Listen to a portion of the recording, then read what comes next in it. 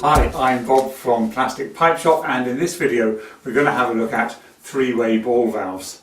Now, there are two different types of three-way ball valves. We have what's called an L port and a T port. This is an L port, this is a T port. We have a look at them and they look almost exactly the same.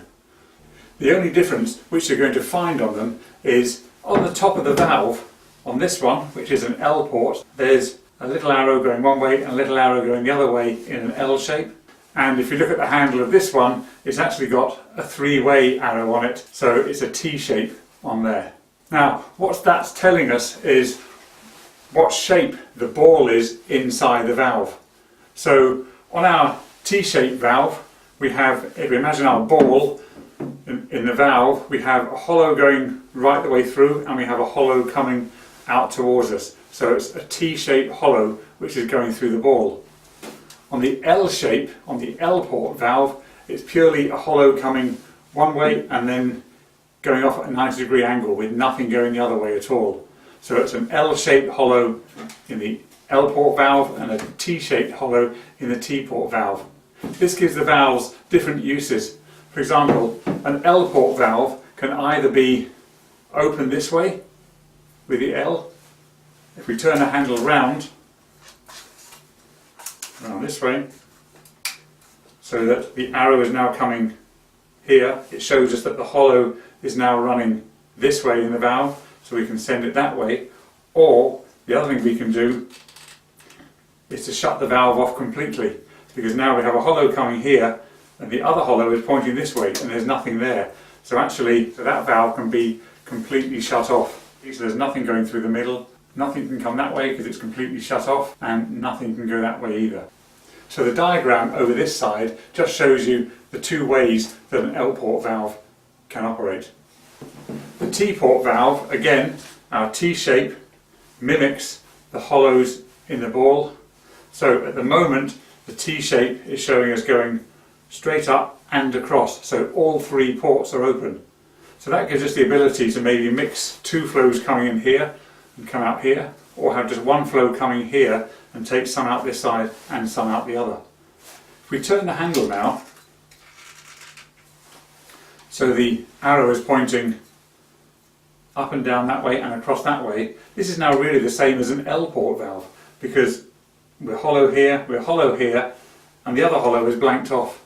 So that's performing the same as the L port valve going that way, and the same if we turn this round through 180 degrees and the water can come, or the fluid can come up here and out that way, but it can't come this way. If we turn the valve round right the way here, so our arrow is running all the way through the top of our T and the stem of the T is blocked off. We've now got a flow going all the way through the valve, so you can see it going all the way through the valve, and the branch of the valve is completely blocked off. So it gives us more options than the L port valve. One thing a T port valve can't do though, which the L port valve can do, is you can't shut off all three ports on it. Okay, wherever the handle is, there's always going to be an opening going through at least two ports, if not three ports. So the diagram here just shows you all the ways that a T port valve can operate. The valves come with unions on each of the ends, which means you can take the valve out of service, service it and put it back in really easily, or you can replace the valve if need be without having to cut the pipe.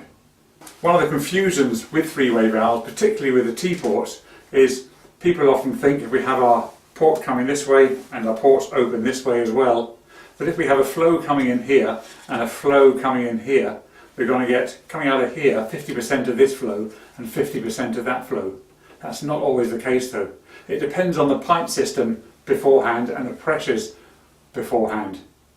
If it's the same fluid, that's okay. If it's different fluids, one might have a slightly different viscosity to the other fluid.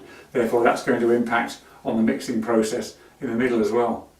So if we had a slightly higher pressure on this side than we had on this side, we're actually going to get almost all flow coming this way, because the higher pressure on this side is going to hold back the water on that side. So you need to think very carefully when you're using three-way valves, especially if you're using it to mix. We can obviously adjust it you can adjust a little bit and try and adjust the flows. But the problem is, as you shut this, it's not only closing off the port on this side, but it's closing off the port on this side as well. So it's kind of having the same effect.